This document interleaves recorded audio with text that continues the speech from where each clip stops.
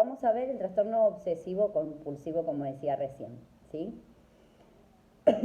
Que se caracteriza, como decía, es otro de los trastornos de ansiedad que comúnmente o recientemente, en realidad comúnmente, pero más bien recientemente, se empezó a diagnosticar en niños y en adolescentes, en mayor porcentaje en adolescentes y en menor porcentaje en niños, ¿no?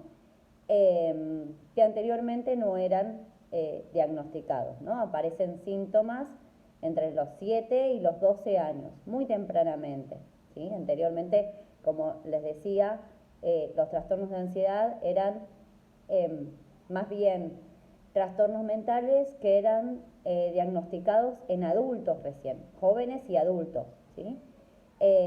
Pero hoy prevalece mucho más en niños lo que también llama la atención. Cuando hablamos de trastornos obsesivos compulsivos, estamos hablando de obsesiones y de compulsiones. Es decir, que esto conlleva pensamientos, ¿sí?, recurrentes, que yo digo es como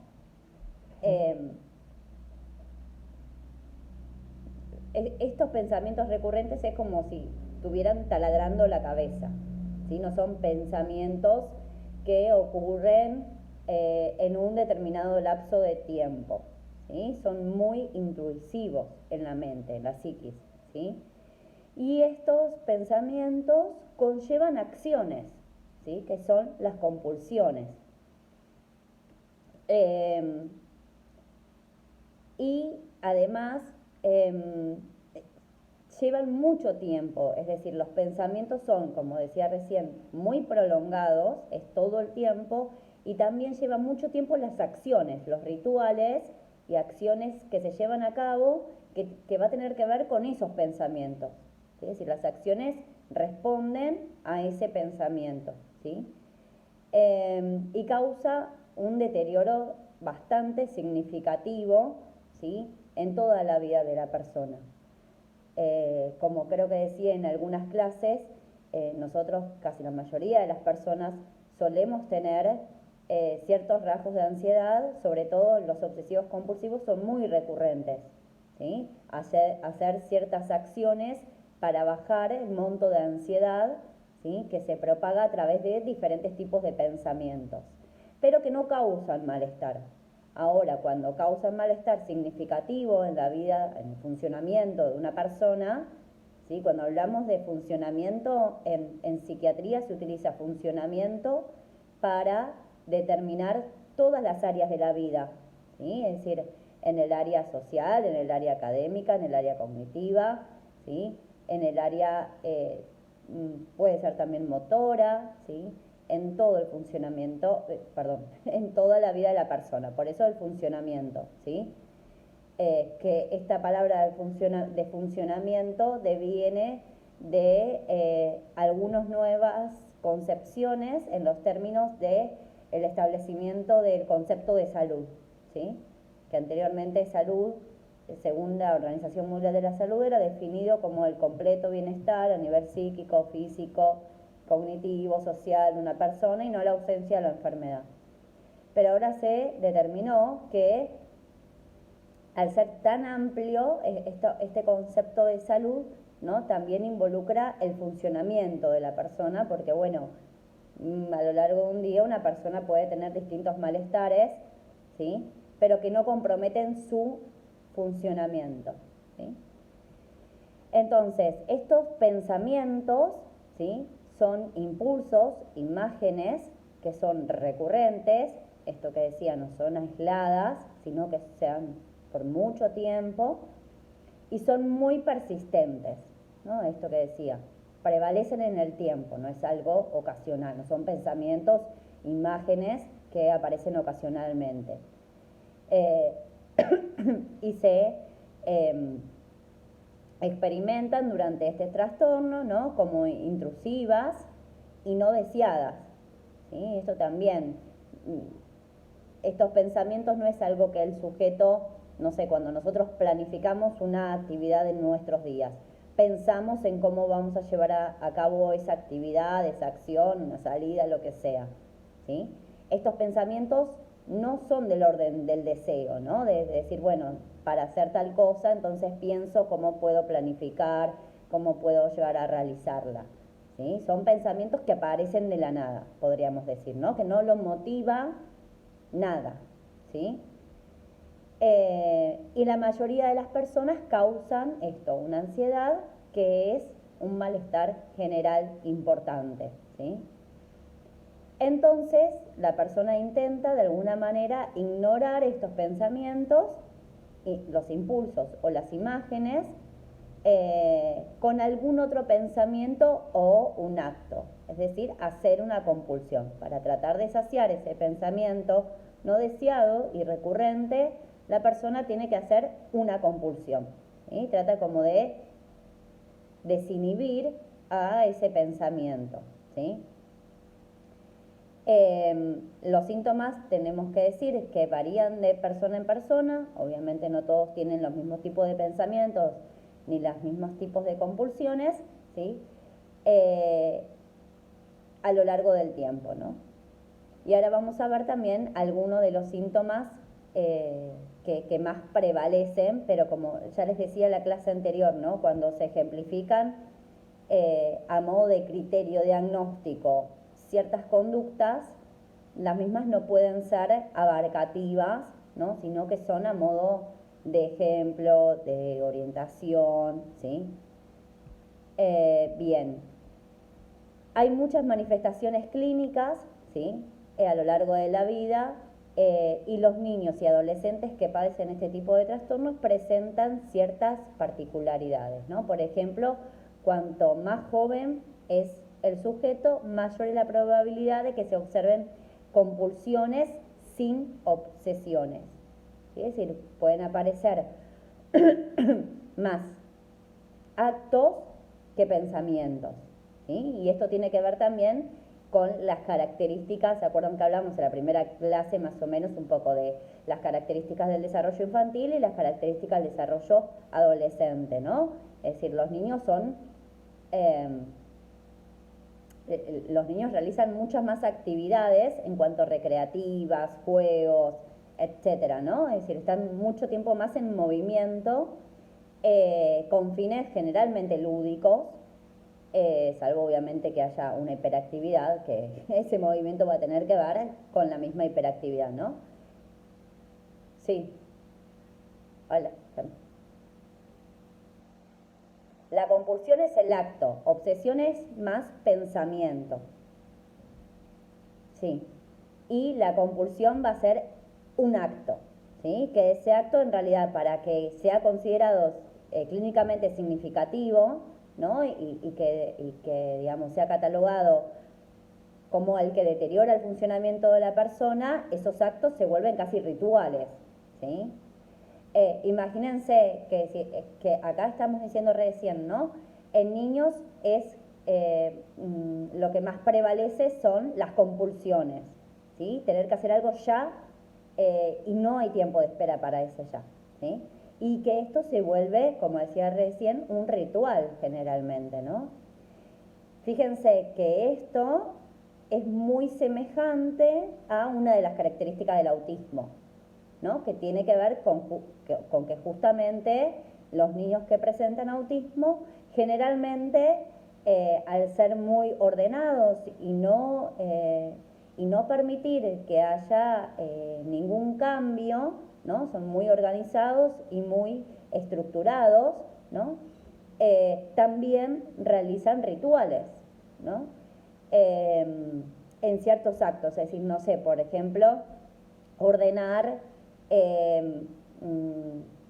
maderitas, todas en filita ordenadas, ¿no? Y ordenadas, digamos, de forma vertical. Y si uno lo quiere cambiar a horizontal, el niño no permite generalmente este cambio, ¿sí? Hacia su acomodación que estaba llevando a cabo. Esperen que voy a admitir.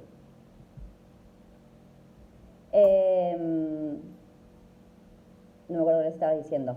Ah, bueno, y que también hablamos la clase pasada justamente de que en muchos trastornos del neurodesarrollo, ¿sí? Prevalece también algún síntoma ansioso, ¿no? Es decir, podríamos hablar también de cierta comorbilidad en este caso también, ¿no? Entre esta característica de compulsiones que se presentan más en niños, ¿no? Y los actos ritualizados que tienen los niños con autismo, ¿no? Creo que ya me mareo donde doy clases y lo que digo y lo que no digo. A veces parezco loro, pero me pasa a veces que me voy como confundiendo, ¿no?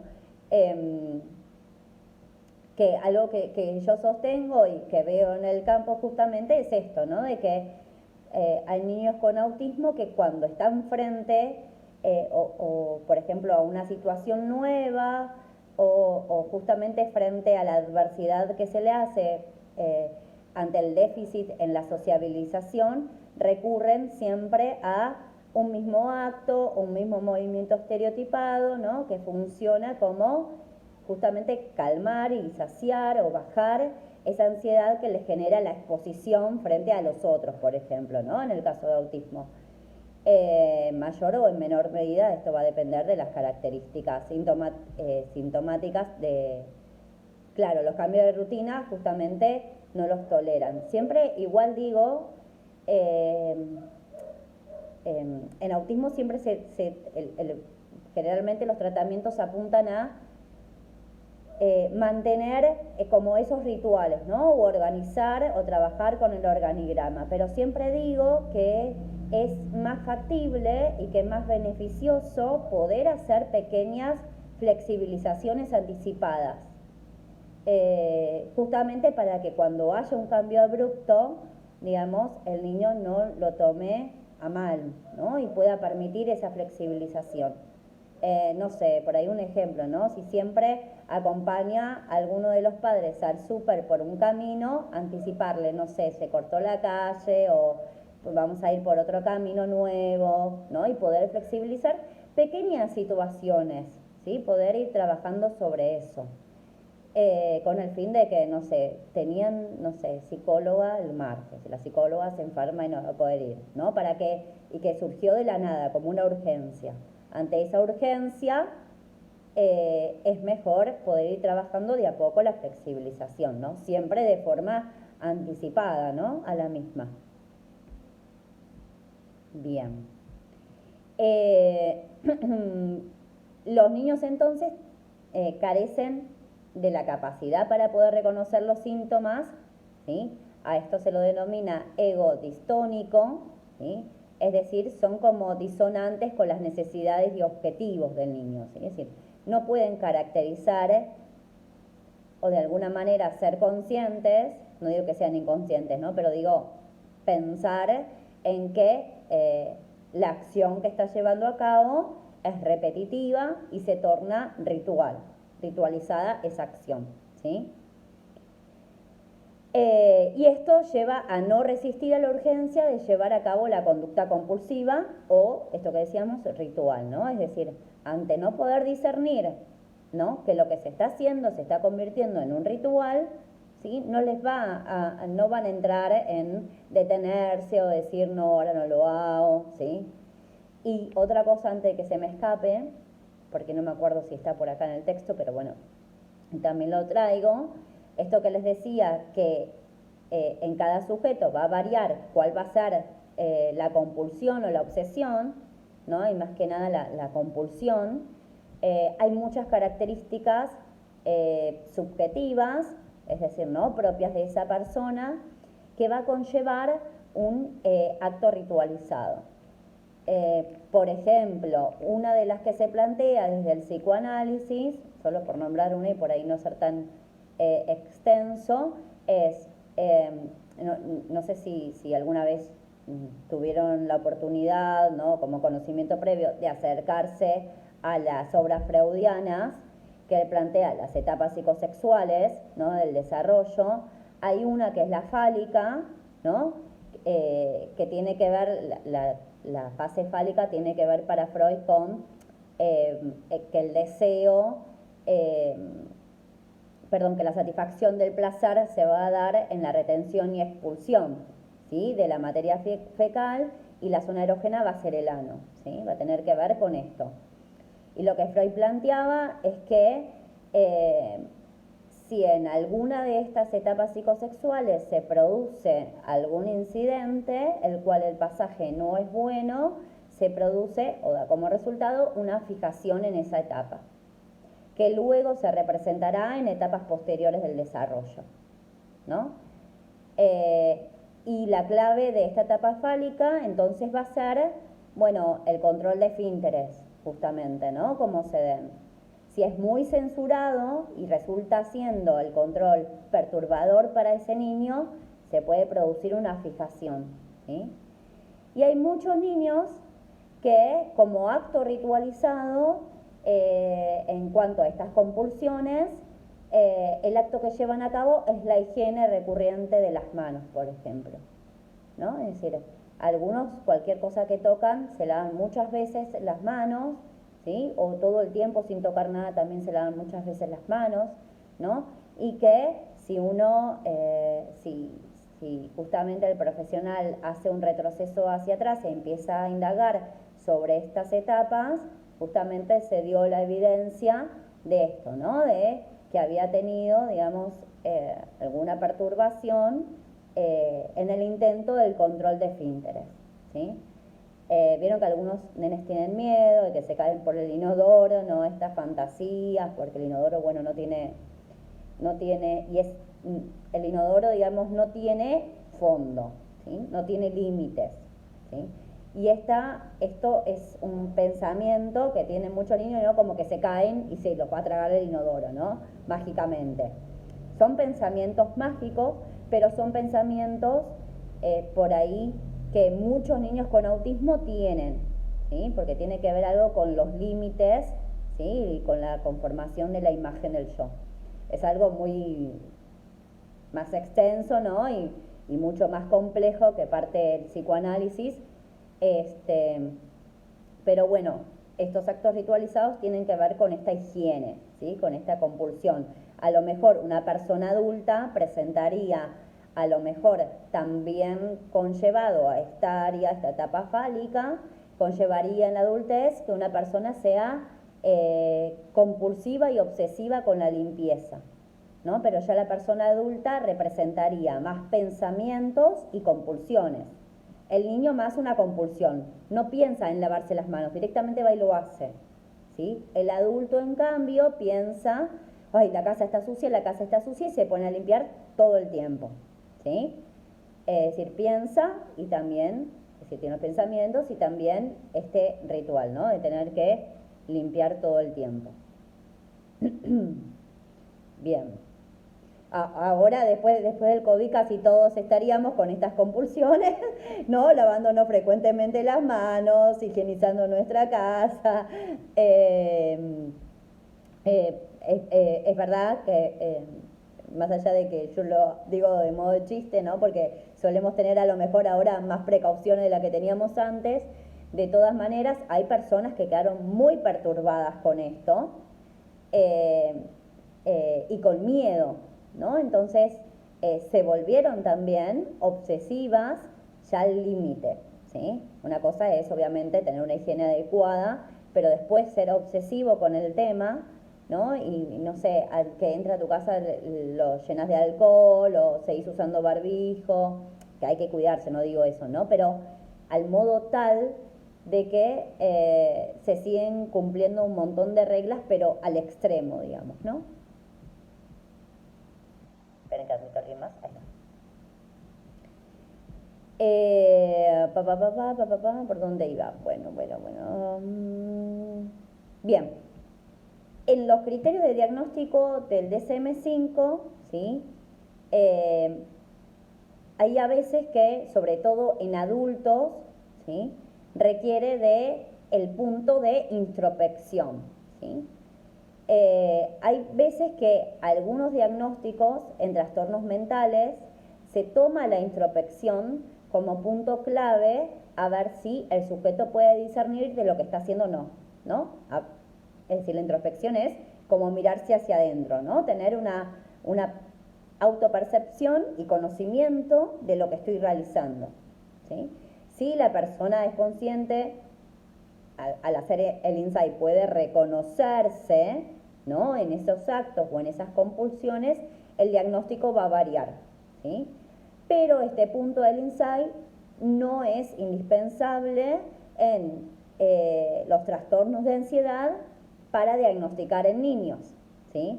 Porque justamente lo que decíamos recién, se producen más compulsiones, ¿sí? Sin detenerse en esto, en pensar a ver si lo tengo que hacer o no lo tengo que hacer o qué es lo que tengo que hacer, directamente se hace, ¿sí? Los niños también pueden presentar compulsiones parecidas a los TIC, ¿sí? Es decir, tener movimientos que son recurrentes y que son espontáneos, ¿sí? Y pueden ser confundidos también con tics complejos.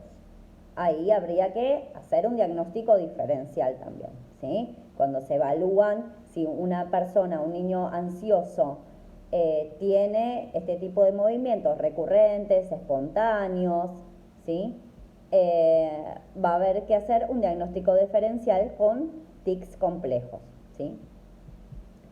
Entonces acá las compulsiones, pueden estar precedidas o acompañadas no solo de obsesiones, es decir, de pensamientos, sino también diferentes tipos de fenómenos sensoriales, ¿sí? Esto que decía, por ejemplo, de la compulsión del lavado de manos, ¿no? Que recién decía, puede ser que al tocar algo, ¿no? Como tierra, como arena, algún alimento, ¿sí? Recurran a la acción de lavarse las manos.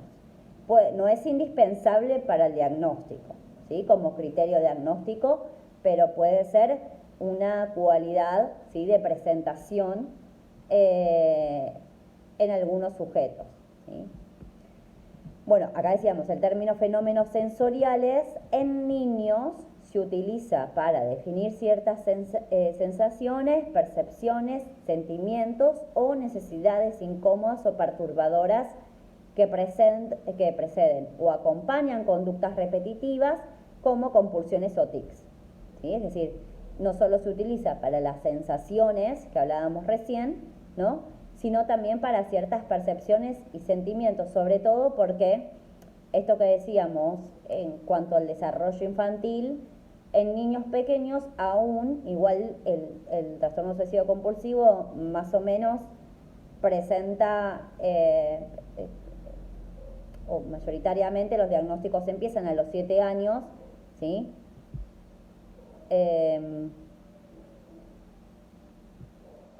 Puede ser, Gabriela, lo que estás diciendo, y puede ser también una fijación en la tapa oral, ¿no? Que por eso se chupa el dedo.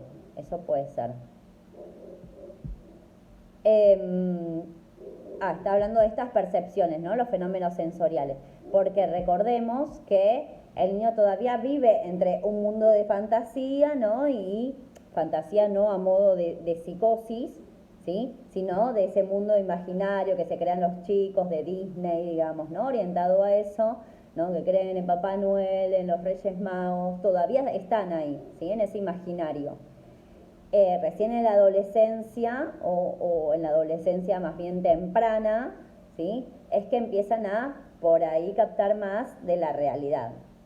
Ya les vuelvo a repetir, para aclararlo, no es a modo de psicosis, realidad o no realidad, ¿sí? Sino más bien representa este mundo de fantasía, ¿no? Entonces, por esos fenómenos sensoriales, en psiquiatría tiene este concepto como más amplio, ¿no? Porque a veces pueden decir que, no sé, tener la percepción de que hay alguien en su cuarto, una sombra, ¿no? Y eso es una sensación visual, una percepción, ¿sí? Que viene acompañada de una imagen visual, que no por eso quiere decir que sufren alucinaciones, ¿no? Sino que pertenecen a este mundo de fantasía, no sé, si vieron algún contenido terrorífico, ¿no? Si alguien les dijo, uy, viene el viejo de la bolsa, no sé qué, estas cosas que solemos decir, ¿no? A veces, para asustarlos, o que se dicen los chicos entre sí, o ven videos, ¿no? Y quedan, digamos, con ese pensamiento. De hecho, ahora que lo nombro, esto también es muy recurrente hoy en día. Es decir, los niños tienen en edades tempranas mucho más acceso a la tecnología y algunos sin control, ¿no? Entonces suelen ver contenidos que no son muy aptos para ellos, ¿no? Y por ejemplo, esto de los contenidos terroríficos, justamente es un síntoma cognitivo de ansiedad, ¿sí? Para todos los trastornos de ansiedad común, ¿sí? ¿Por qué? Porque aparecen muchas perturbaciones de este mundo terrorífico, ¿no? Y al no poder discernir todavía si va a ser real o no, ¿no? Por estar todavía en este mundo de fantasía, corresponde a un síntoma de ansiedad que va a ser un signo cognitivo para leer, ¿no? Desde lo que son los criterios de diagnóstico. Y se quedan esto, ¿no? Imagínense, ven un video de YouTube, de algún videojuego o alguna cosa así media tenebrosa, ¿no? Y al no poder discernir, todavía se quedan perturbados, pensando, ¿no? Y ese pensamiento justamente se puede volver una obsesión, ¿sí? Es decir, un pensamiento recurrente, recurrente, recurrente, que se vuelve recurrente porque no encuentran respuestas de aclaración, digamos, ¿no? Y no le van a decir a los padres si vieron algo que no tenían que ver, digamos, ¿no? Y son generalmente hoy en día también, digamos, una de las consecuencias del mal uso de la tecnología, ¿sí? Yo siempre digo, la tecnología es amiga, pero si sabemos utilizarla, ¿no? Como las herramientas de apoyo para muchos niños y demás. ¿Dónde está? Bueno, los niños que tienen el trastorno obsesivo compulsivo pueden sentirse empujados, ¿sí? O repetir las compulsiones hasta experimentar una sensación de alivio. Es decir, volviendo al ejemplo de lavarse las manos, pueden lavarse las manos 1.000.000 de veces. Es decir, no hay, digamos, una cierta cantidad de las acciones que llevan a cabo. Es solamente hasta que se sientan aliviados, ¿sí? Y por más que uno diga, bueno, basta, cerrar la canilla y no te laves más las manos, no se van a sentir cómodos, no se van a sentir confortables hasta que ellos mismos no se sientan aliviados, ¿no? Sin importar lo que diga la otra persona. Y además, si uno va y le cierra la canilla y todavía no se siente preparado, ¿no? Como que necesita seguir lavándose las manos, y también puede causar enojo, ira, frustración, ¿sí? Estos fenómenos sensoriales entonces se pueden clasificar en físicos y mentales. Por ejemplo, ay, perdón,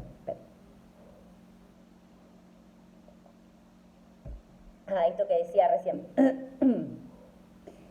Uno de los ejemplos es las sensaciones cutáneas, ¿no? Las percepciones de cómo debería estar la piel, ¿sí? Y las sensaciones de incumplimientos. Entonces, algunas personas pueden tener la sensación de grasa en sus manos, en su cara, ¿no? Y lavarlas muchas veces por ese motivo. Solamente una percepción, no es que están sucios de verdad, y no hace falta tampoco que toquen algo, ¿no? Sino que ellos sienten de que está sucio, ¿no? Otras pueden sentirse incómodas, ¿sí? Por la forma en que algunos objetos están colocados en una estantería y tienen la necesidad de reordenarlos varias veces hasta que les parezca estar como deberían estar, ¿sí? Por eso les hablaba de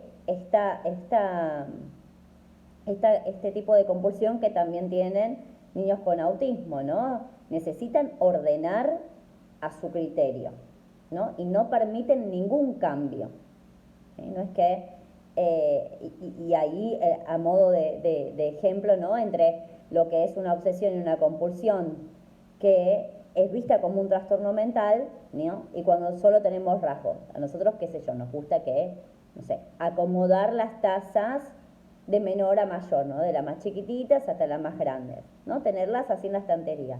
Pero viene alguien a casa, puede agarrar una taza o puede guardarla después, ponerla en otro lugar, que no pasa nada, ¿no? Es decir, después, a lo mejor cuando estemos limpiando otra vez, vamos y la acomodamos como queremos. Ahora, es un trastorno cuando alguien acomoda la taza y yo ya estoy atrás reacomodándola, ¿no? O diciéndole a la persona, mira lo que hiciste, ¿no?